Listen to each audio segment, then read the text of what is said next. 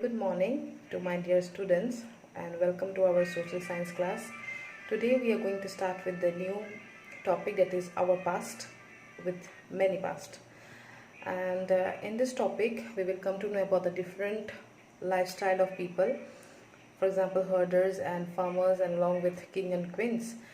And in our previous class we discussed about three important sources, that is manuscripts, then inscriptions and archaeology. So let's begin our class with the new topic so that you can know it better, how people live and what were their lifestyle.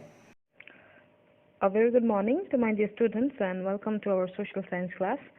So in a previous class we discussed about manuscripts, inscriptions and archaeology. And let us recapitulate whatever we have studied in our previous class. So manuscripts are like the old books which are written by hand sometime in the bark of a tree known as birch or in a palm leaves, which is and the bark of the tree which is known as birch. They are mostly grown in Himalayas. And inscription are the written scripts which are ingrained in metal objects, maybe a rock or any metal sheet.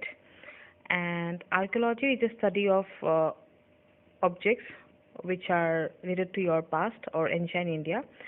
And people who study archaeology, they focuses on buildings, sculptures, then tools, weapons, pots, etc. to find out the events that took place in past.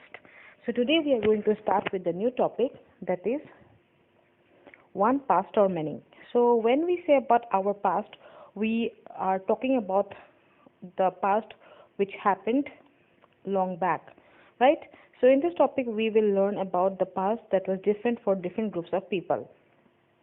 For example, the lives of herders or farmers were different from those of kings and queens. The lives of merchants were different from those of craftspersons, and so on. Also, it is true even today. People follow different practices and customs in different paths. Today you know how farmers and herder lives, and of course how king and queen lives, right?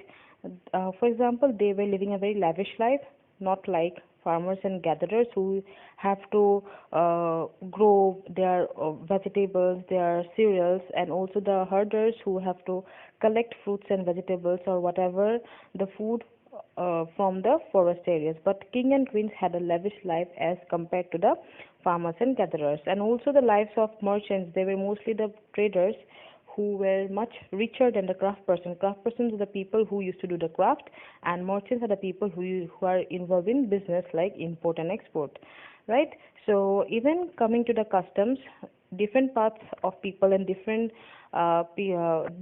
group of people actually celebrated the customs and rituals in different ways. For example, most people living in Andaman Island get their own food by fishing, hunting, and collecting forest produce.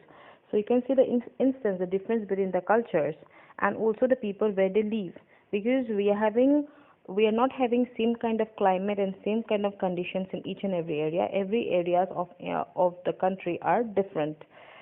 By contrast, most people in the cities depend on others for supply of food. Like mostly where the urban areas are located, they don't grow their own vegetables, they don't go for fishing, they don't go for hunting.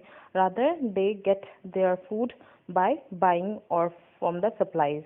Difference such exist in the past as well.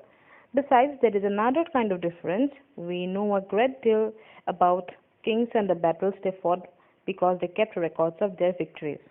Generally, ordinary people such as hunters, fishing folks, gatherers, farmers, or herders did not keep records of what they did.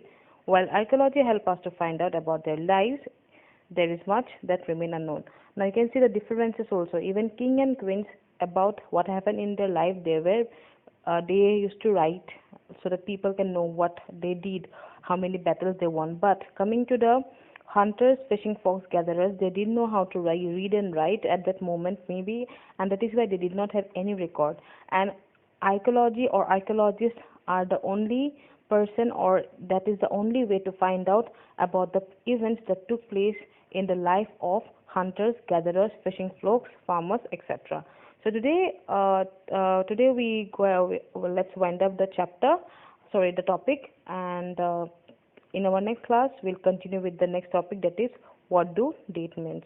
I will update the assignments shortly.